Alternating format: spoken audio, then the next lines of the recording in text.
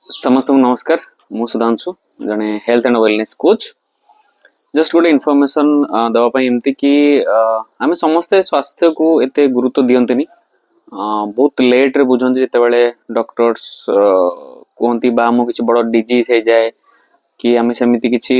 Medicine regular life रे खाऊ जहाँ द्वारा देह भी खराब हो जाए आम घर उठी पारुना जाई पारुना कोठी इच्छा थे भी किसी करि पारुना किसी खाई पारुना सो ये सब आमर निजर मानसिकता उपरे डिपेंड करे जिते पର୍ଯ୍ୟନ୍ତ ଆମେ ନିଜର ମାନସିକତା ନ ବଦଳେଇବା ମୋର କିଛି ହବନି ବହୁତ ସାରା ଲୋକ କୁହନ୍ତି ମୋର କିଛି ହବନି ହଁ ହେଲେ ଦେଖାଯିବ ହଁ ମେଡିସିନ ତ ଖାଉଛି ଓକେ କେତେ ଜଣ ଆସି କେତେ କଥା କହିଗଲେଣି ଓକେ ଏଇଟା କରୁଛି ସେଇଟା କରୁଛି ବଟ୍ ଯେତେ ପର୍ଯ୍ୟନ୍ତ ଆପଣ ନିଜେ ସତର୍କ ନ ହେଇଛନ୍ତି ନିଜ ସ୍ୱାସ୍ଥ୍ୟକୁ ନିଜେ ଠିକ କରିବା ପାଇଁ ଚେଷ୍ଟା ନ କରିଛନ୍ତି ଯିଏ ଯେତେ କିଛି କଲେ ବି କେବେ କିଛି ଫଳପ୍ରଦ ହବନି ତେଣୁ ଏଟା ସ୍ୱାସ୍ଥ୍ୟ କେବଳ ଆମରି ନିଜ ଉପରେ ଡିପେଣ୍ଡ କରେ ଆମେ ନିଜେ ସ୍ୱାସ୍ଥ୍ୟକୁ କେତେ ମାତ୍ରାରେ जो कहते ना देह को भल पाऊचे एंड चाहूचे केते जल्दी आमे लाइफ सारा सुस्थ रहिबा हेल्दी रहिबा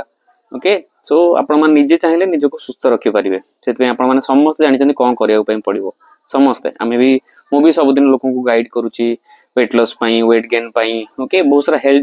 डिजीज नै कि बहुत सारा लोक आछुंती माने डिजीज भर्ती मेडिसिन दिन को 20 30 प्रकार मेडिसिन भी खाउछन लोक माने बहुत कि सफर होउचंती तो तांको भी आमे गाइड करूछु तो आपण माने समस्ते एटलिस्ट निज स्वास्थ्य पई जत्नवान होंतु निज स्वास्थ्य विषय भाबंतु आ 100% आपण माने सुस्थ होई परिबे जदि आपण माने निजे इच्छा करिवे ओके थैंक यू।